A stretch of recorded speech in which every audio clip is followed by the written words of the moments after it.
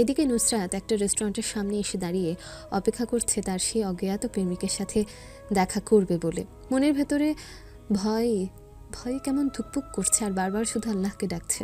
এমনি ভয়ে হাত পা কাঁপছে, তার মধ্যে হঠাৎ করে ফোনে মেসেজের শব্দে এক প্রকার লাফিয়ে উঠেছে। কাঁপা কাঁপা হাতে ফোনটা বের করে দেখলো তার সেই অচেনা ভালোবাসার মানুষটার মেসেজ, যেখানে লিখেছে, নুসু জান, তুমি বাইরে দাঁড়িয়ে অপেক্ষা করো না, ভেতরে গিয়ে 3 নম্বর টেবিলে বসো, আমি আসছি। নুসরাত মনে মনে, আমি যে বাইরে দাঁড়িয়ে আছি সেটা উনি জানলো কিভাবে? এরপর ও আশেপাশে তাকালো, কিন্তু তেমন কাউকে চোখে পড়ল না। তাই আল্লাহকে ডেকে কোনো রকম বুকে ফুঁ দিয়ে ভেতরে ঢুকলো। এদিক ওদিক তাকিয়ে 3 নম্বর টেবিল খুঁজতেই সেটা খুব সহজেই চোখে পড়ল, কিন্তু সেখানে একজন লোক উল্টো দিকে ফিরে বসে আছে। নুসরাত পেছনে থাকায় লোকটার চেহারা ভালো করে দেখতে পারছে না। ও হেঁটে গিয়ে টেবিলের সামনে দাঁড়াতেই এক প্রকার চমকে গেল। নুসরাত মনে মনে ভাবছে, আসিফ ভাইয়া এই রেস্টুরেন্টে কি করছে? উনিও কি কারোর সাথে দেখা করতে এসেছেন? ভাবতে ভাবতে আসিফ ওকে বলে ওঠে, আরে তুমি নুসরাত না? কেমন আছো তুমি? আর এখানে কি করছো? কারোর সাথে কি দেখা করতে এসেছো? নুসরাত যেন আসিফের প্রশ্ন শুনে একেবারে হকচকিয়ে গেল। ও মনে মনে বলে, হায় আল্লাহ, আসিফ ভাইয়া কিভাবে জানলো যে আমি এখানে কারোর সাথে দেখা করতে এসেছি? যদি উনি কোনোভাবে সত্যিটা জেনে যায়, তারপর যদি সেই খবরটা ভাইয়ার কানে যায়, তাহলে আমার খবর আছে। ও আমতামতা করে আসিফকে উত্তর দিল, আলহামদুলিল্লাহ, ভালো আছি ভাইয়া। আসলে আমার একটা ফ্রেন্ড দেখা করতে আসবে এখানে, তাই এখানে এসেছি, তাছাড়া তেমন কিছু না। ওর কথা শুনে আসিফ মনে মনে একটা হাসি দিয়ে নুসরাতকে বলে, ও আচ্ছা, এই ব্যাপার। কোনো সমস্যা নেই, যতক্ষণ না পর্যন্ত তোমার বন্ধু এখানে এসে পৌঁছাচ্ছে ততক্ষণ আমরা বসে কফি খাই। তুমি বসো এখানে, তারপর তোমার বন্ধু আসলে তাকে না হয় আমার সাথে পরিচয় করিয়ে দেবে, কেমন? আসিফের কথা শুনে নুসরাতের মনে হচ্ছে ওর পায়ের নিচের মাটি সরে গেছে। কি বলে এই লোক? ওর কি মাথা এতটাই খারাপ হয়ে গেছে যে ওনার সাথে নিজের বয়ফ্রেন্ডকে দেখা করিয়ে খাল কেটে কুমির আনবে? ও নিজে তো আজ পর্যন্ত ওর বয়ফ্রেন্ডকে দেখেনি, সেখানে আবার এই আপদ এসে জুটেছে কোথা থেকে, এটাই ভেবে পাচ্ছে না। মনে কত আশা নিয়ে এসেছিল আজকে প্রথমবার ভালোবাসার মানুষের সাথে দেখা করবে, বেশ রোমান্টিক একটা ফিল হবে, অথচ এখন মনে হচ্ছে সব কিছু বরবাদ হয়ে যাবে। নুসরাত মনে মনে চিন্তা করলো, এই আপদের সামনে কোনোভাবেই ওর বয়ফ্রেন্ডকে আনা যাবে না। শেষে নিজের বিপদ নিজেই ডেকে আনবে। তার চেয়ে কল দিয়ে অন্য কোথাও আসতে বলি, সেটাই স্বাস্থ্যের জন্য মঙ্গলজনক। এদিকে আসিফ একভাবে নুসরাতের দিকে তাকিয়ে আছে। আসলে ও নুসরাতের হাবভাব বোঝার চেষ্টা করছে। নুসরাত ওর ব্যাগ থেকে ফোনটা বের করে সোজা ওর ভালোবাসার মানুষটার নম্বরে কল দিল। সাথে সাথে টেবিলের উপর রাখা আসিফের ফোনটা বেঁচে উঠল। আসিফ যেন কল্পনাও করতে পারেনি যে নুসরাত এইভাবে হুট করে কল দিয়ে বসবে। তখন ওকে মেসেজ দিয়ে ফোনটা ভুলে টেবিলের উপরেই রেখে দিয়েছিল। নুসরাত একবার নিজের ফোনের দিকে তাকাচ্ছে, আরেকবার টেবিলের উপর রাখা আসিফের ফোনের দিকে তাকাচ্ছে। মনের ভুল ভেবে নুসরাত ফোনটা কেটে আবার ডায়াল করতে আবারও আসিফের ফোনটা বেজে উঠল। নুসরাত এবার আসিফের ফোনের কল আসা নম্বরটার দিকে উকি দিয়ে তাকাতেই দেখলো সেটা নুসু দিয়ে সেভ করা। সাথে সাথে নুসরাতের কলিজা উল্টে গেল। ও হতভম্বের মতো আসিফের দিকে তাকিয়ে রইল। ও যেন কথা বলতেই ভুলে গেছে। যা হচ্ছে মনে হচ্ছে সব ওর মাথার উপর দিয়ে যাচ্ছে। তার মানে এতদিন ও এই লোকটার সাথে কথা বলেছে, না জেনে ওনাকে মন প্রাণ লিভার কিডনি সব দিয়ে বসে আছে, আর এই লোকটা কিনা এতক্ষণ ধরে ওর সাথে বসে বসে নাটক করে যাচ্ছে। এখন ব্যাপারটা যদি সবাই জেনে যায় তাহলে সবাইকে মুখ দেখাবে কি করে, ভাবতে ওর বিষম উঠে গেল। আসিফ উঠে এসে ওর সামনে এক গ্লাস পানি এগিয়ে দিয়ে বলল, জান আমার, তুমি কি আমাকে দেখে বেশি খুশি হয়েছো, যার কারণে তুমি খুশিতে একেবারে ভীষণ খেলেন? তুমি আমাকে এতটা পছন্দ করবে জানলে তো আরো আগেই দেখা করে নিতাম। আহ, বউ আমাকে এত ভালোবাসে, ভাবতেই তো হাত পা অবশ হয়ে আসছে। বলে জোরে হেসে উঠল। নুসরাতের মনে হচ্ছে লজ্জায় মাটির নিচে ঢুকে যেতে। এই মুহূর্তে যদি ওর পায়ের নিচের মাটি 2 ভাগ হয়ে যায় তাহলে ও সেখানে ঢুকে যেত, তাহলে অন্তত এই লোকটার সামনে কখনো পড়তে হতো না। ছি, এই লোকটাই কিনা ওর সাথে এতদিন ধরে কি সব আজে বাজে কথা বলতো। ভাবতে ওর চেহারা লজ্জায় লাল হয়ে গেল। নুসরাত আর 1 মিনিটও দাঁড়ালো না, ব্যাগটা হাতে নিয়ে এক দৌড়ে রেস্টুরেন্ট থেকে বের হয়ে গেল। আসিফও ওর পিছু পিছু ছুটছে আর ওকে পেছন থেকে বলতে লাগলো, নুসু জান আমার, কলিজা আমার, প্লিজ তুমি যেও না। আমাদের প্রথম ডেট, কত কথা বলা বাকি, তোমার সাথে রোমান্স করা বাকি, আর তুমি কি আমাকে একা রেখেই পালাচ্ছ? এখন কি আমি বসে বসে একা একা টেবিল চেয়ারের সাথে রোমান্স করব? নুসরাত লজ্জায় একবারও পিছনে ফিরে তাকাচ্ছে না। ও যদি এখন একবারের জন্য আসিফের দিকে তাকায় তাহলে নিশ্চিত লজ্জায় এই রাস্তাতে অজ্ঞান হয়ে যাবে। তাই কোনো দিকে না তাকিয়ে সোজা হাঁটতে লাগলো।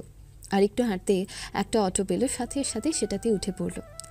আসিফ নুসরাতের কাণ্ডে এবার বোকা বনে গেল। লজ্জা পেয়েছে ঠিক আছে, তাই বলে কি একেবারে চলে যাবে? আশ্চর্য! এরকম হবে ভাবলে কালকে রাতে না হয় ওর পরিচয়টা নুসরাতকে বলে দিত, কিন্তু ও তো নিজের ভালোবাসার মানুষটাকে সারপ্রাইজ দিতে চেয়েছিল। তাই তো এত মাস ধরে লুকোচুরি, আর সেখানে কিনা ওর সারপ্রাইজের চক্করে নুসু একেবারে পালিয়ে গেল। আসিফ পুরো হতাশ হয়ে গেল।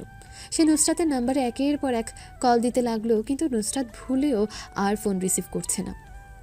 আসিফ মনে মনে বলে, মনু, কই আর যাবা? কতক্ষণ আর ফোন রিসিভ না করে থাকতে পারবে?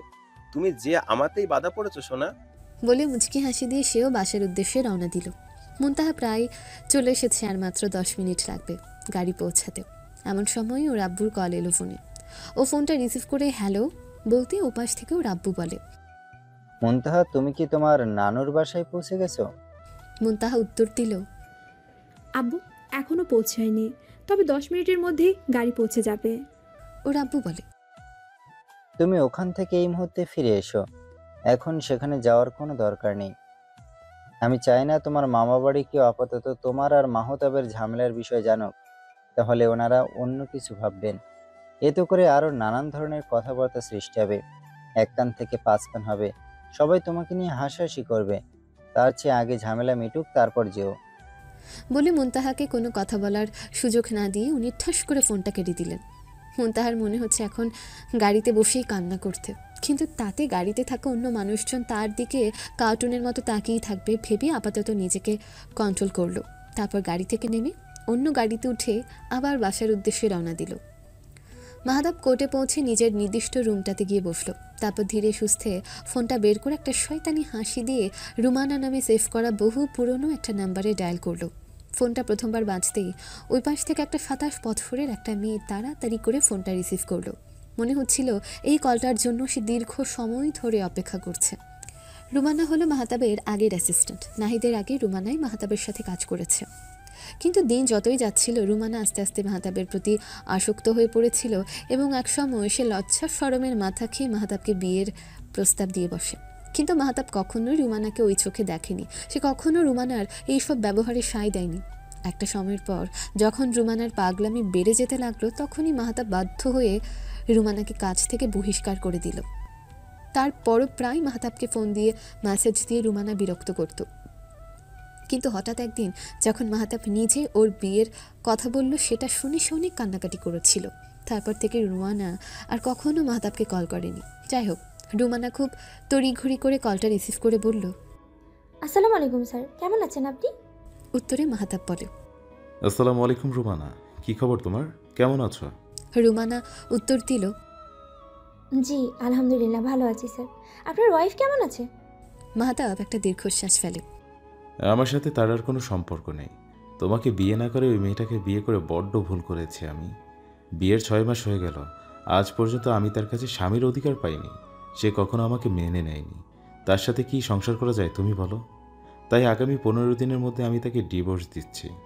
মাহাতাবের কথা শুনে রুমানার মনে হচ্ছে খুশিতে লাফতেই পানিতে পড়তে, কিন্তু সেটা কোনোভাবেই স্যারকে বুঝতে দেওয়া যাবে না। তাই সে মন খারাপের ভান ধরে বলে, স্যার আমি তো আপনাকে আগেই বলেছি, আমি আপনাকে আগেও ভালোবেসেছি, এখনও ভালোবাসি, আর সারা জীবন বেসেই যাব। আপনার জন্য সারা জীবন আমার মনে দরজা তো খোলাই স্যার। মাহাতাব বলে, রোমানা, তোমাকে রিজেক্ট করে আমি জীবনে সবচেয়ে বড় ভুল করেছি, আর এখন আমি সেই ভুলের প্রায়শ্চিত্ত করতে চাই। তুমি কি আমাকে একবার সেই সুযোগ দেবে প্লিজ? রুমানা যেন আজকে নিজের কানকে বিশ্বাস করতে পারছে না। ওর মনে হচ্ছে এক্ষুনি ছুটে গিয়ে মাহাতাবকে জড়িয়ে ধরতে, কিন্তু আপাতত নিজের সে ইচ্ছাটা কন্ট্রোল করলো। সে মুখের হাসিটা বন্ধ করে মাহাতাব বলে, আমি রাজি, কিন্তু স্যার আপনার ওয়াইফ কিংবা আপনার ফ্যামিলি আমাকে মেনে নেবে তো? আবার কোনো ঝামেলা করবে না তো? মাহাতাব ওর কথা শুনে ঝটপট উত্তর দিয়ে বলে, তোমার কি মাথা খারাপ হয়ে গেছে? আমার ফ্যামিলিতে আমার কথাই শেষ কথা। সেখানে অন্য কেউ ঝামেলা করার প্রশ্নই আসে না। আর রইল আমার ওয়াইফের কথা, তার সাথে তো আমার সম্পর্কই থাকবে না। ডিভোর্সের পর সে কিভাবে ঝামেলা করবে বলো? মাহতাবের কথা শুনে রুমানার বেশ শান্তি পেল, যাক এতদিনে তার মনের ইচ্ছে পূরণ হতে চলেছে। বিয়েটা কোনো রকম আল্লাহ আল্লাহ করে হয়ে গেলেই বাঁচে। রুমানার এসব ভাবনার মাঝে মাহতাব বলে, আচ্ছা রুমানা, তোমাকে আমি পরে কল করব, এখন একটু ব্যস্ত আছি। বলে ফোনটা কেটে দিল। রুমানা মুখে একটা শয়তানি হাসি দিয়ে বলে, একটুখানি একটা মেয়ে কোথা থেকে উড়ে এসে জুড়ে বসে আমার ভালোবাসাকে কেড়ে নিয়েছিল। আজকে ঠিকই আমি আবার আমার ভালোবাসাকে ফিরে পেলাম। এরপর যদি এই মেয়ে আবার আমার রাস্তায় আসার চেষ্টা করে, তাহলে ওকে দুনিয়া থেকে সরিয়ে দিতে আমি দুবার ভাববো না। বলে শক্ত করে হাতের ফোনটা চেপে ধরল, যেন এতদিনের সব রাগ এই ফোনটার উপর প্রয়োগ করছে। মুনতাহা প্রায় 40 মিনিট পর বাসায় এসে পৌঁছালো। ওর আব্বু আম্মু দুজনে সোফার উপর বসেছিল বেশ গম্ভীর হয়ে। মুনতাহা সেদিকে পাত্তা না দিয়ে ব্যাগটা সোফার উপর ঠাস করে ফেলে ওর বাবার দিকে রাগী দৃষ্টিতে তাকিয়ে বলে, যেতে যখন দেবে না তখন সেটা আগেই বলতে পারতে, তাহলে অন্তত আমাকে এখন এতটা কষ্ট করতে হতো না। মুনতাহা কথা শুনে ওর আম্মু ওকে জিজ্ঞেস করে, তোদের মধ্যে কি হয়েছে সেটা আমরা শুনতে চাই না, শুধু তোমাকে এইটুকু বলেছি, যা বলছো ভেবে বলছো তো? সত্যি কি তুমি মাহাতাবকে ডিভোর্স দিতে চাও? উত্তরে মুনতাহা বলে, আমি 100% ভেবেই বলেছি যে আমি ওনার সাথে আর সম্পর্ক রাখতে চাই না। আমি ওনাকে ডিভোর্স দিতে চাই, এটাতে কোনো সন্দেহ নেই। মুনতাহার কথা শুনে এবার ওর বাবা বলে, দেখো মুনতাহা, অনেক সময় আমাদের দেখার মাঝে ভুল থাকে, বোঝার মাঝে ভুল থাকে, তাই বলে সব কিছু সত্যি হয়ে যায় না। অনেক সময় আমরা চোখে যেটা দেখি সেটা কিন্তু সত্যি হয় না। তাই আমি তোমাকে শেষবারের মতো বলছি, তুমি আরও কিছুদিন সময় নাও, ভালো করে ভেবে দেখো, তারপর না হয় সিদ্ধান্ত নিও। মনে রেখো, হুটহাট এমন কোনো সিদ্ধান্ত নিও না যার জন্য পরে তোমাকে আফসোস করতে হয় কিংবা চোখের পানি ফেলতে হয়। মুনতাহা উত্তর দিয়ে বলে, আমি যা ভাবার ভেবে নিয়েছি, আমার এটাই সিদ্ধান্ত, আর সেটা তোমাদের জানিয়ে দিয়েছি। আশা করি এই ব্যাপারে আমাকে তোমরা আর কোনো কিছু জিজ্ঞাসা করবে না। বলতেই ওর আব্বুর ফোনে একটা কল আসলো। মুনতাহার আব্বু ফোনটা বের করে দেখলেন মাহতাবের কল। উনি সাথে সাথে রিসিভ করে লাউড স্পিকার দিয়ে হ্যালো বলতেই মাহতাব বলে, আঙ্কেল, আপনার মেয়েকে আমি আগামী 15 দিনের মধ্যে ডিভোর্স পেপার পাঠিয়ে দেবো। যেহেতু আপনার মেয়েই বলে দিয়েছে যে আমার সাথে আর সম্পর্ক রাখবে না, তাই আমিও আর জোর করে এই সম্পর্কের মধ্যে থাকতে চাই না। তাই যত তাড়াতাড়ি সম্ভব আমি আপনার মেয়েকে মুক্তি দিয়ে দেব। পেপারগুলো পৌঁছানোর সাথে সাথে যত দ্রুত সম্ভব সিগনেচার করে পাঠিয়ে দেবেন, ওকে? ভদ্রলোক আচ্ছা বলতে মাহতাব ফোনটা রেখে দিল। মুনতাহা ওর বাবাকে বলে, দেখেছো তোমরা, আমি একবার ডিভোর্সের কথা বলতে উনি কেমন সুরসুর করে রাজি হয়ে গেলেন। তোমরা ওনাকে যতটা ভালো মনে করেছো, উনি ততটা ভালো নয়। সেটা একদিন ঠিক বুঝতে পারবে তোমরা। দেখে নিও, ডিভোর্স হওয়ার কয়েকদিনের মধ্যে উনি আবার বিয়ে করে নেবেন। ওর আম্মু এবার রেগে দাঁত কিরমির করে বলে, ডিভোর্স হওয়ার পর বিয়ে করবে না তো কি তোমার শোকে সন্ন্যাসী হয়ে বন জঙ্গলে ঘুরে বেড়াবে নাকি? আশ্চর্য! তোমাকে নিয়ে সংসার করতে পারেনি সেজন্য কি আর কারো সাথে সংসার করতে পারবে না নাকি? মাহাতাব যদি আগে অন্য জায়গায় বিয়ে করে তারপর তোমাকে ডিভোর্স দেয়, আমাদের তাতেও কোনো সমস্যা নেই। বুঝেছো তুমি? মুনতাহার মায়ের কথা শুনে মনে হচ্ছে এক্ষুনি ওই ছবিগুলো বের করে তাদেরকে দেখাতে, তাহলে অন্তত ওই শয়তান লোকটার হয়ে গীত গাওয়াটা এদের বন্ধ হতো। কিন্তু মেয়ে হয়ে কিভাবে এসব আপত্তিজনক ছবি নিজের মা বাবাকে দেখাবে? তাই কোনো কথা না বলে রাগ করে ঠাস ঠাস পা ফেলে নিজের রুমে গিয়ে দরজা আটকে শুয়ে পড়ল। আসলে মুনতাহা নিজের জায়গা থেকে ঠিকই আছে, কারণ একটা মেয়ের স্বামী যেমনই হোক না কেন, তার ভাগ সে কখনোই অন্য কাউকে দিতে চায় না। মেয়েরা সব কিছুর ভাগ দিল, নিজের স্বামীর ভাগ কাউকে দিতে চায় না। এজন্যই হয়তো বলে মেয়েরা নিজের স্বামীর পাশে আপন বোনকেও সহ্য করতে পারে না। প্রায় 4 ঘন্টা ঘুমানোর পর দরজা ধাক্কানোর শব্দে মুনতাহার ঘুম ভেঙে গেল। কে যেন ভোরে ভোরে 2 হাত দিয়ে ওর রুমের দরজা ধাক্কাচ্ছে। মুনতাহা উঠে বিরক্তিতে কপাল কুঁচকে ঘড়ির দিকে তাকালো। প্রায় 2টা বাজে এখন। যখন রাগ করে দরজা আটকে শুয়ে পড়েছিল তখন 11টা বেজেছিল, আর এখন প্রায় 2টা বাজে। তার মানে প্রায় 4 ঘন্টা ঘুমিয়েছে। ও গায়ের কম্বলটা ফেলে বিছানা থেকে নেমে ঘুমো ঘুমো চোখ নিয়ে দরজাটা খুলতেই দেখল ওর মা 1 প্লেট মিষ্টি নিয়ে দরজার সামনে দাঁড়িয়ে আছে। মুনতাহা বুঝতে পারলো না হঠাৎ করে এত মিষ্টি নিয়ে দাঁড়িয়ে আছে কেন ওর মা, কারোর বিয়ে নাকি? ও মিষ্টির প্লেটের দিকে তাকিয়ে বলে, আম্মু, তুমি এতগুলো মিষ্টি নিয়ে এখানে এসেছো কেন? সারা জীবনের সব মিষ্টি কি আজকে একদিনই খাওয়াবে নাকি? আর হঠাৎ করে এত মিষ্টি নিয়ে এসে দাঁড়ালে কোন খুশিতে, সেটাই তো বুঝতে পারছি না। আসল ব্যাপারটা কি খুলে বলো তো। ওর আম্মু বলে। মাহাতাব পাঠিয়েছে এই মিষ্টিগুলো, সামনে ওর খুশির খবর তো, সেই জন্য। মুনতাহা যেন ওর মায়ের কথা শুনে ভাবাচাকা খেয়ে গেল।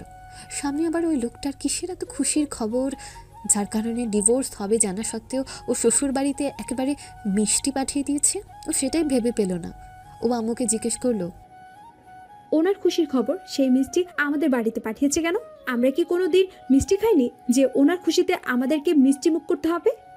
ওর আম্মু বলে, তুই এসব কি বলিস? ছেলেটার এত বড় একটা খুশির দিন আর আমাদের বাড়িতে মিষ্টি পাঠাবে না? ছেলেটা প্রথমবার বিয়ে করে শান্তি পেল না, তাতে কি হয়েছে? দোয়া করি এইবার যেন ছেলেটা বিয়ে করে সুখী হয়, বিয়ে করে বছর শেষ না হতে যেন সন্তানের মুখ দেখতে পায়। আমরা তো আর ছেলেটার মুখে হাসি ফোটাতে পারলাম না। এখন যদি এই মেয়েটা ওকে খুশি করতে পারে, সেই দোয়াই করি আল্লাহর কাছে। মুনতাহা যেন মায়ের কথা শুনে অবাকের চরম পর্যায়ে পৌঁছে গেল। তার মানে ওদের ডিভোর্সের কথা উঠতে না উঠতেই ওই বুড়ো লোকটা নিজের বিয়েও ঠিক করে ফেলেছে, যেখানে এখনো আমাদের ডিভোর্সও হয়নি। তার মানে ওই ছবিগুলো ঠিক, সত্যি ওনার অন্য কারোর সাথে সম্পর্ক আছে। তা না হলে এত তাড়াতাড়ি কেউ বিয়ের সিদ্ধান্ত নিতে পারে না। নিশ্চয়ই ওই ছবিগুলো যার সাথে তুলেছে সেই মেয়েই উনি বিয়ে করবে। ভালোই হয়েছে দুজনের মাঝ থেকে সরে এসেছি। ডিভোর্স দেওয়ার সাথে সাথে আমি এই শহর ছেড়ে চলে যাব সারা জীবনের জন্য। তারপর উনি যত খুশি বিয়ে করুক, তাতে আমার কিচ্ছু যায় আসে না। ভেবে আবার ও রুমের দরজা আটকে নিজের চোখের পানি মুছে নিল। ওর আম্মু মুচকি হাসি দিয়ে মিষ্টির প্লেটটা নিয়ে রান্নাঘরের দিকে চলে গেল। সময় রাত 10টা। মুনতাহা কোনো রকম রাতের খাবারটা খেয়ে নিজের রুমের বেলকনিতে এসে দাঁড়িয়ে আছে। মাহতাবের বিয়ের খবরটা শোনার পর থেকে কেমন ছটফট করছে হৃদয়টা। কেন জানি মনটা এক অজানা ব্যথায় অস্থির হচ্ছে। ভেতরটা কেমন ভেঙে আসছে আজকে। মুনতাহা বাইরে অন্ধকার আকাশের দিকে তাকিয়ে বলে, উকিল সাহেব, আপনারা পুরুষেরা কখনো এক নারীতে আসক্ত হন না, তাই না? এতদিন শুনতাম, আর আজকে নিজের জীবন দিয়ে সেটা প্রমাণ পেলাম। আপনি আমার চেয়ে দ্বিগুণ বয়সের হওয়া সত্ত্বেও বিয়ের পরে আমি কোনো পরপুরুষের দিকে নজর দিইনি। আপনার সাথে মানিয়ে নেওয়ার চেষ্টা করেছি, যেখানে আপনি এতদিন ধরে বলতেন যে মৃত্যুর আগে শেষ নিঃশ্বাস পর্যন্ত আপনি আমার সাথে থাকতে চান। অথচ সেই আপনি আজকে ডিভোর্সের কথা উঠতে না উঠতে নিজের জীবনসঙ্গী গুছিয়ে নিয়েছেন। উকিল সাহেব, আমি তো আল্লাহর উপর ভরসা রেখে আপনার আর আমার বিয়ে মেনে নিয়েছি। সারা জীবন আপনার সাথে কাটাতে চেয়েছি, অথচ আপনি কিনা পর নারীতে আসক্ত হয়ে গেলেন। আমার সাথে ভালোবাসার মিথ্যে অভিনয় করলেন, অথচ আমি বোকার মতো সেগুলো বিশ্বাস করে নিয়েছি। খুব যত্ন করে ঠকালেন আমায়। উকিল সাহেব, যে ব্যথা আমি চাইলেও পৃথিবীর কাউকে দেখাতে পারবো না। উকিল সাহেব, আপনার সাথে একসাথে থাকতে থাকতে আপনার প্রতি এক ধরনের মায়া তৈরি হয়ে গেছে আমার। হয়তো নিজের অজান্তে আপনাকে ভালোবেসে ফেলেছি। জানি আপনাকে আর কখনো হয়তো এই কথাগুলো আর বলা হবে না। আমাদের হয়তো সারা জীবন আর একসাথে পথ চলা হবে না। তবু সৃষ্টিকর্তার কাছে দোয়া করি আপনার ভালোবাসার মানুষের সাথে যেন আপনি সুখী হন। বলতেই ওর 2 চোখ থেকে পানি গড়িয়ে পড়ল। এদিকে আসিফ সেই সকাল থেকে নুসরাতের সাথে যোগাযোগ করার চেষ্টা করেছে, অথচ নুসরাত কোনোভাবে ফোন তুলছে না। অবশেষে আসিফ বাধ্য হয়ে মেসেজ লিখল, নুসরাত, তুমি যদি এই মুহূর্তে আমাকে কল না দাও, আমি কিন্তু সোজা তোমার বাসায় চলে আসবো বলে দিলাম। তখন যদি তোমার বাসায় মানুষ জিজ্ঞেস করে আমি কেন এসেছি, তখন কিন্তু আমি সব সত্যি বলে দেবো। তাই যা করবে ভেবে করবে, তা না হলে আমি কিন্তু এক্ষুনি রওনা দিলাম। ফোনটা নুসরাতের হাতে ছিল বিধায় মেসেজ দেখে সাথে কল দিল আসিফকে। আসিফ তো কল দেখে খুশিতে নেচে উঠেছে আর মনে মনে বলছে, যাক, এইবারে টোটকায় তাহলে কাজ হয়েছে। বলে সাথে সাথে কলটা রিসিভ করে হ্যালো বলতেই, কি হয়েছে, এত কল দিচ্ছেন? বলে এক প্রকার চেঁচিয়ে উঠল। আসিফ ফোনটা কান থেকে নামিয়ে একবার চেক করে দেখলো নাম্বারটা আসলে ঠিক আছে কিনা। তারপর দেখলো নাম্বার তো ঠিক আছে। আসিফ তো পুরো অবাক, যেখানে এই মহিলা লজ্জা পেয়ে নায়িকাদের মতো রোমান্টিক রিয়াকশন দেওয়ার কথা, সেখানে কিনা উল্টো রিনা খানের মতো রিয়াকশন দিল। আসিফ যেন পুরো ভাবাচাকা খেয়ে গেল। ও হতভম্ব হয়ে নুসরাতকে জিজ্ঞেস করলো, তুমি আমার নিরীহ পুরুষের সাথে রিনা খানের মতো ব্যবহার করছো কেন? আমি তো কত আশা নিয়ে বসেছিলাম, ভাবলাম আমার নুসু হয়তো লজ্জায় আমার সাথে কথা বলতে পারবে না, অথচ তুমি কিনা আমাকে ঝাড়ি দিয়ে উড়িয়ে দিলে। নুসরাত দাঁত কিনমির করে বলে। রাখুন আপনার লজ্জা।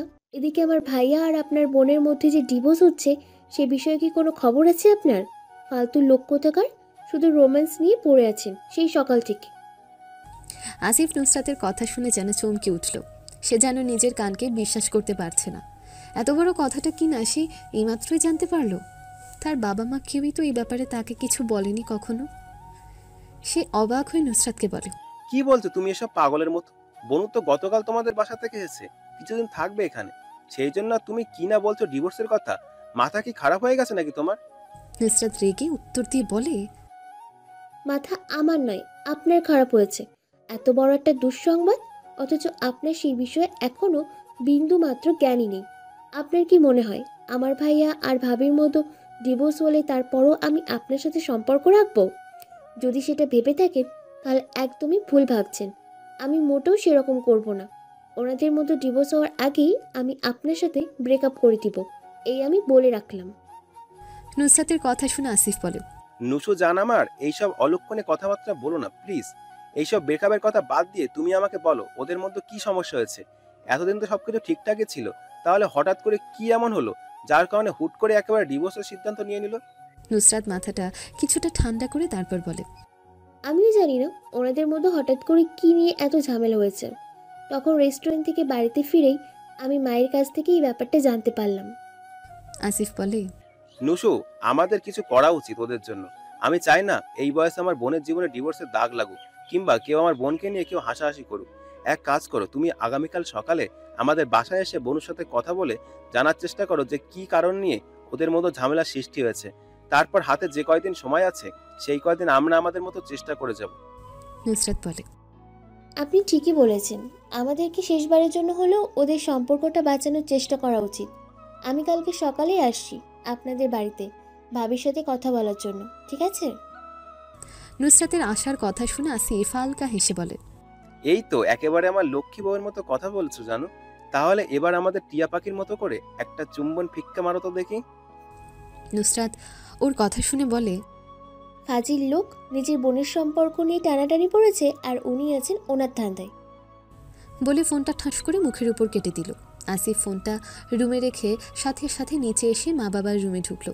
এত কিছু হয়ে গেল অথচ তাকে এই ব্যাপারে জানানোর প্রয়োজন মনে করলো না ভেবেই তার মেজাজ সপ্ত আসমানে উঠে গেল। পরের দিন সকাল 9টা বেজে গেছে, অথচ মুনতাহা এখনও ঘুম থেকে ওঠেনি। এদিকে সবাই মুনতাহার জন্য নাস্তার টেবিলে অপেক্ষা করছে। মুনতাহার আম্মু কোনো রকমভাবে ওকে ডেকে তুলে তাড়াতাড়ি করে নাস্তার টেবিলে আসতে বলে। উনি নিচে চলে গেছে। মুনতাহা ফ্রেশ হয়ে নাস্তার টেবিলে বসতেই ওদের বাসার কলিং বেলটা বেজে উঠল।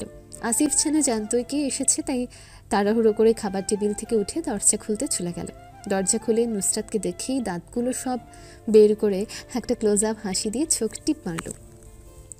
নুসরাত আসিফের কাণ্ড দেখে তাড়াতাড়ি করে আশেপাশে তাকালো, কেউ দেখতে পেল কি না, কিন্তু তেমন কাউকে দেখতে না পেয়ে স্বস্তির নিঃশ্বাস ফেলে তাড়াতাড়ি করে ভেতরে ঢুকে গেল। আসিফ সেদিকে তাকিয়ে মাথা চুলকিয়ে হেসে দরজা বন্ধ করে সেও পিছু পিছু গেল। নুসরাত জোরে হেঁটে গিয়ে মুনতাহার গলা জড়িয়ে ধরে জিজ্ঞেস করলো, ভাবি কেমন আছো তুমি? মুনতাহা এত সকাল সকাল নুসরাতকে দেখে অবাক হয়ে গেল। হঠাৎ করেই সকালবেলা নুসরাতের আসার কারণটা ঠিক বুঝতে পারল না। মুনতাহাও ভালো আছি বলে এক হাতে নুসরাতকে জড়িয়ে ধরে বিয়ের পর থেকে 6 মাসে দুজন বন্ধুর মতো মিশেছে। কখনো কোনো কারণে মনোমালিন্য হয়নি তাদের মধ্যে, অথচ আজকে সম্পর্কে টানাপোড়েনে সব কিছু কেমন এলোমেলো হয়ে যাচ্ছে। মুনতাহা সহ ওর পরিবারের সবাই নুসরাতকে নাস্তা করতে বসতে বলছে, কিন্তু নুসরাত মুনতাহাকে বলে, ভাবি আমার ক্ষুধা নেই, তুমি তাড়াতাড়ি খাও, তোমার সাথে আমার জরুরি কথা আছে। বলে সোফায় গিয়ে বসলো। মুনতাহা কোনো রকম একটা পরোটা খেয়ে নুসরাতকে সাথে নিয়ে রুমে চলে গেল। নুসরাত রুমে এসে সাথে সাথে মুনতাহাকে প্রশ্ন করে, ভাবি তোমার আর ভাইয়ের মতো কি হয়েছে? প্লিজ আমাকে খুলে বলো, যে কারণে তোমাদের মতো এত বড় ঝামেলা হয়েছে। আমি সেই কারণটা জানতে চাই। প্লিজ তুমি আমাকে ফিরিয়ে দিও না। নুসরাতের কথা শুনে মুনতাহা আর কোনো কথাই বলতে পারল না। ও নিজের ফোনটা বের করে ও দিনের ছবিগুলো বের করে ফোনটা নুসরাতের হাতে দিয়ে ব্যালকনির সামনে গিয়ে দাঁড়ালো। এই ছবিগুলো দেখার আর কোনো ইচ্ছে নেই ওর। নুসরাত যেন নিজের চোখকে বিশ্বাস করতে পারছে না। তার ভাইয়া এভাবে একটা মেয়ের সাথে ঘনিষ্ঠ অবস্থায় রয়েছে, আর সেই মেয়েটা কিনা ওর ভাইয়ার আগের অ্যাসিস্ট্যান্ট রুমানা। ও যেন বিস্ময়ের চরম সীমানায় পৌঁছালো। ওর কোনোভাবেই এই ছবিগুলো বিশ্বাস হচ্ছে না। মনে হচ্ছে নিশ্চয়ই কোথাও না কোথাও গণ্ডগোল আছে। যেখানে তার ভাইয়া গত 6 বছর ধরে একটা মেয়েকে নিরপেক্ষভাবে ভালোবেসে এসেছে, সে কিনা এরকম একটা নোংরা কাজ করবে।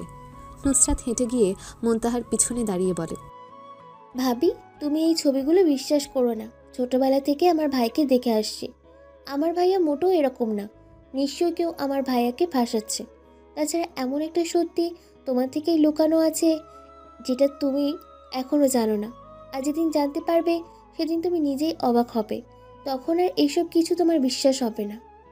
মুনতাহা হালকা হেসে বাইরের দিকে তাকিয়ে নুসরাতকে বলে, জানো তো নুসরাত, পুরুষ মানে শুধু বাবা আর ভাই রূপে সুন্দর, আর বাকি সব রূপে সে ভয়ঙ্কর। তোমার মতো আমারও এই ছবিগুলো বিশ্বাস করতে মন চাইছে না, কিন্তু তাই বলে তো তার সত্যিটা পাল্টে যাবে না, তাই না? তাছাড়া তুমি হয়তো জানো না যে তোমার ভাইয়ার বিয়েও ঠিক হয়ে গেছে। নুসরাতের মনে হচ্ছে এক্ষুনি আত্মহত্যা করতে। এসব কোনো কিছুই তার বিশ্বাস হচ্ছে না। সব কিছু কেমন তার মাথার উপর দিয়ে যাচ্ছে। নিজের ভাইয়াকে সে ছোটবেলা থেকে বেশ ভালোভাবেই চেনে। কখনো কেউ তার চরিত্রে দাগ লাগাতে পারেনি, অথচ আজকে তার সেই ভাইয়ার জীবনে এইরকম একটা নোংরা বিষয় নিয়ে ঝামেলা হচ্ছে। যদি সত্যি সেরকম কিছু হতো তাহলে তো তার ভাইয়া অনেক আগেই বিয়ে করতে পারত। শুধু শুধু অন্য কোনো মেয়ের জন্য এত বছর ধরে অপেক্ষা করে সময় নষ্ট করার তো কোনো প্রশ্নই আসে না। নুসরাতের যেন পুরো মাথা ঘুরছে, কোনো কিছুই ওর মাথায় আসছে না। ও তাড়াতাড়ি করে মুনতাহার ফোন থেকে নিজের ফোনে শেয়ার দিয়ে ছবিগুলো নিয়ে নিল। তারপর মুনতাহাকে আসছি বলে বাড়ি থেকে বেরিয়ে গেল।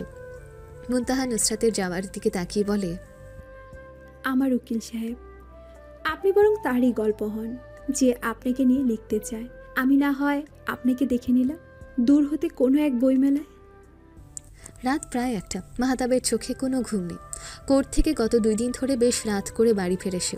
গত 6 মাস ধরে যে মানুষটার সাথে এক ঘরে এক বিছানায় রাত্রি যাপন করেছে, হঠাৎ করে সেই মানুষটি জীবন থেকে হারিয়ে যাওয়ার জন্য চেষ্টা করছে।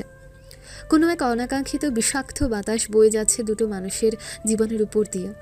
মাহতাব ফোনটা হাতে নিয়ে গ্যালারি থেকে মুনতাহার একটা ছবি বের করে তার উপর হাত বুলিয়ে সেদিকে তাকিয়ে বলে, বউ, তোমাকে আমি বড্ড ভালোবাসি। এর চেয়ে বড় সত্য মহাবিশ্বে আর একটাও নেই। যদি সৃষ্টিকর্তার সকল সৃষ্টি সত্যি হয়ে থাকে, তোমাকে আমি ভালোবাসি এই কথাটাও একেবারে নিখুঁত সত্য। গত 6 বছর আগে যখন প্রথমবার তোমার ওই মায়ামুখটা দেখেছিলাম, বিশ্বাস করো, তখন কেন জানি তোমার অবস ফেসটা দেখে আমার মনের ভিতরে অদ্ভুত এক অনুভূতির জন্ম হলো। যেখানে গত 6 বছর ধরে আমি তোমাকে 80% পাবো না জেনেও নিরপেক্ষভাবে ভালোবেসে এসেছি, সেখানে কিভাবে এত সহজে অন্য নারী আমার মনে জায়গা করে নেবে?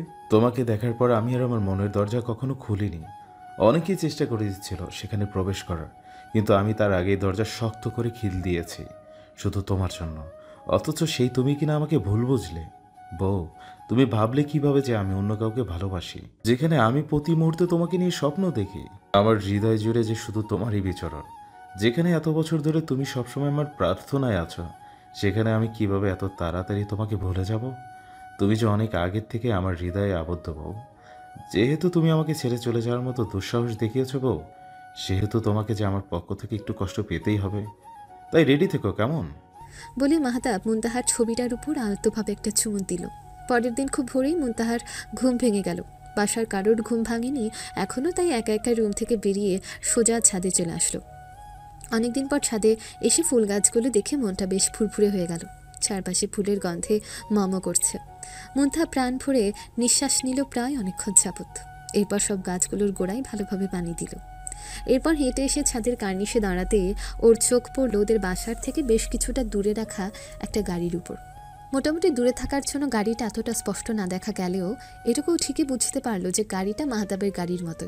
কিন্তু উকিল সাহেব এত সকালে এখানে আসবে কোথা থেকে? আর উনি তো এখন অন্য ফুলে আসক্ত, তাই এখানে আসার তো কোনো প্রশ্নই আসে না ভেবে অন্য কারো গাড়ির মনে করে অতটা খেয়াল করেনি। তারপরে আরও বেশ কিছুক্ষণ ফুল গাছগুলোর সাথে সময় কাটিয়ে এরপর নিচে চলে আসলো। এদিকে দূর থেকে মাহতাব নিজের ছোট্ট বউটাকে এক পলক দেখে তার মনটা শান্ত হয়ে গেল। এই 6 মাস ধরে প্রতিদিন ভোরে ঘুম থেকে উঠে আদুরে বউটার মায়া মাখা মুখটা দেখে অভ্যেস হয়ে গেছে।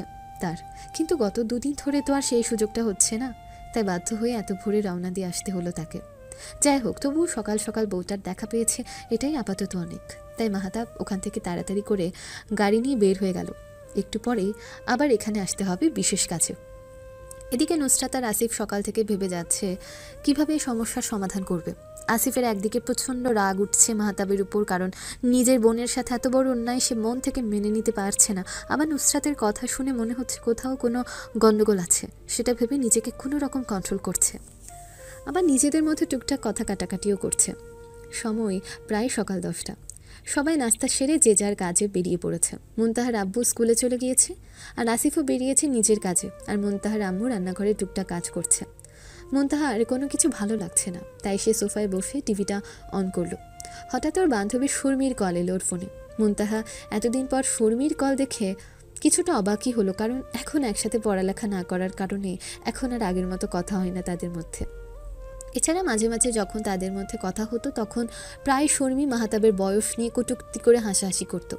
প্রথম এই ব্যাপারে মুনতাহা কিছু না বললেও পরবর্তীতে ওর কথাগুলো শুনলে কেন জানি খারাপ লাগতো মুনতাহার, তাই নিজে থেকে ওর সাথে যোগাযোগ বন্ধ করে দিয়েছিল।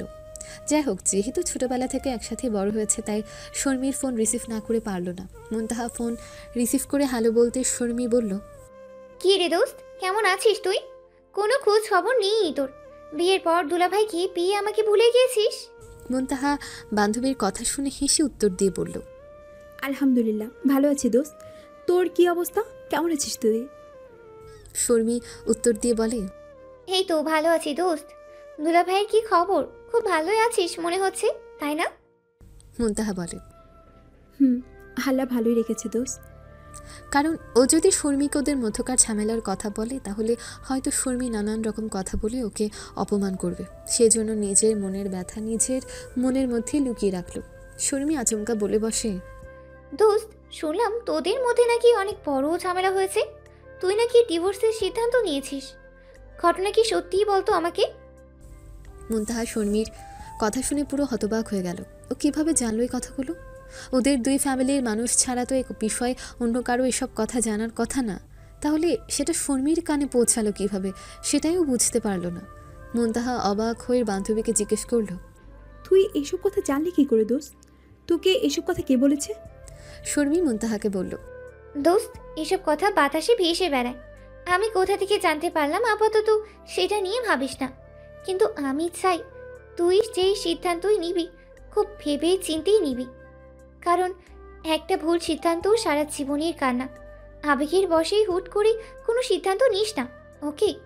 একজন ডিভোর্সি মেয়েকে সমাজ কোন চোখে দেখে সেটা যারা এই পরিস্থিতিতে পড়েছে একমাত্র তারাই জানে। তাই তোকে আমি অনুরোধ করব, কোনো বড় সিদ্ধান্ত নেওয়ার আগে অবশ্যই শেষবারের মতো একবার ভেবেই দেখবি। মুনতাহা এবার রীতিমতো অবাক হয়ে গেল শর্মির কথায়, যে কিনা ওদের বয়সের পার্থক্য নিয়ে সবসময় কটূক্তি করে কথা বলতো, অথচ সে কিনা এখন পুরো বুঝমানের মতো করে কথা বলছে। মুনতাহা দীর্ঘশ্বাস ফেলে বলল, দোস্ত, উনি অন্য কাউকে ভালোবাসে। ওনার জীবনে ওনার ভালোবাসার মানুষ আছে, আমি নিজে তার প্রমাণ দেখেছি। সেখানে আমি তাদের মধ্যে বাধা হয়ে কি করে থাকবো বল? শর্মি ওর কথা শুনে অবাক হয়ে বলে, কি বলছিস তুই এসব? তোদের বিয়ের প্রায় 6 মাস হয়ে গেছে, এখন তোর জীবনে হঠাৎ করে ভালোবাসার মানুষ এলো কোথা থেকে? মুনতাহা তাচ্ছিল্য করে হেসে বলে, হয়তো আরও আগে থেকেই ছিল, আমি সেটা ধরতে পারিনি। এছাড়া সেই মেয়ের সাথে ওনার বিয়েও ঠিক হয়ে গেছে। আমাদের ডিভোর্সের পরে ওনারা বিয়ে করবেন, বুঝেছিস তুই? শর্মি আর বলার মতো কোনো কথাই খুঁজে পেল না। যেহেতু কোনটা সত্যি কোনটা মিথ্যে সেটা সে আদৌ জানে না, তাই এত বড় একটা বিষয়ে তার কথা বলা ঠিক হবে না ভেবেই বিষয়ে আর তেমন কোনো কথা বলল না। তারপর দুজনে আরও বেশ কিছুক্ষণ টুকটাক কথা বলে ফোন রেখে দিল। ফোন রাখার কিছুক্ষণ পর ওদের বাসার কলিং বেলটা বেজে উঠল। মুনতাহা সোফায় বসে টিভি দেখছে, তাই ওর আম্মু এসে দরজা খুলে দিল। তিনি দরজা খুলেই দেখেন মাহাতাব এসেছে, সাথে একটা মেয়েও আছে। উনি মাহাতাবের সাথে কথা বলে ওদের দুজনকে ভেতরে আসতে বলেন। মাহাতাব অনুমতি পেয়ে রুমানাকে নিয়ে সোজা ড্রয়িং রুমে এসে মুনতাহার বিপরীত দিকের সোফায় বসে পড়ল, সাথে ইশারা করে রুমানাকে ওর পাশে বসতে বলল। মুনতাহা এতক্ষণে কে এসেছে সেদিকে খেয়াল না করলেও মাহাতাবের কথা শুনে চমকে ওর দিকে তাকাতেই দেখে মাহাতাব একা নয়, সাথে একটা মেয়েও আছে। মুনতাহা আর রুমানাকে চিনতে একটু সময় লাগলো না, কারণ ওদিনের ছবিগুলোতে ওরা দুজনেই ছিল। মুনতাহার কেন জানি মনে হলো ওর বুক ছিঁড়ে কান্না চলে আসছে, কিন্তু এখন ওনাদের সামনে মোটেও ভেঙে পড়া যাবে না। মুনতাহা ওদের দিক থেকে চোখ ফিরিয়ে আবার টিভির দিকে মনোযোগ দিল, যেন এখন এই মুহূর্তে ওর প্রধান কাজও শুধু টিভি দেখা। রুমানা কখনো মুনতাহাকে দেখেনি, শুধু শুনেছে স্যারের বিয়ের কথা, তাই আজকে সামনাসামনি হওয়া সত্ত্বেও মুনতাহাকে চিনতে পারেনি। রুমানা বেশ লজ্জা পাচ্ছে, কারণ আজকে অনেকদিন পর মাহতাবের সাথে তার দেখা হয়েছে। তাছাড়া কার বাসায় এসেছে তাও স্যার তাকে বলেনি, সেজন্য একটু অস্বস্তি হচ্ছে তার। মাহতাব এতক্ষণ ধরে মুনতাহার হাবভাব বোঝার চেষ্টা করছিল, অতপর হালকা কেশে মুনতাহার আম্মুকে বলে, আন্টি, আপনাদেরকে বলেছিলাম না যে আমি বিয়ে করছি? এই সেই পাত্রী, ও হচ্ছে রুমানা। আগে আমার অ্যাসিস্ট্যান্ট ছিল,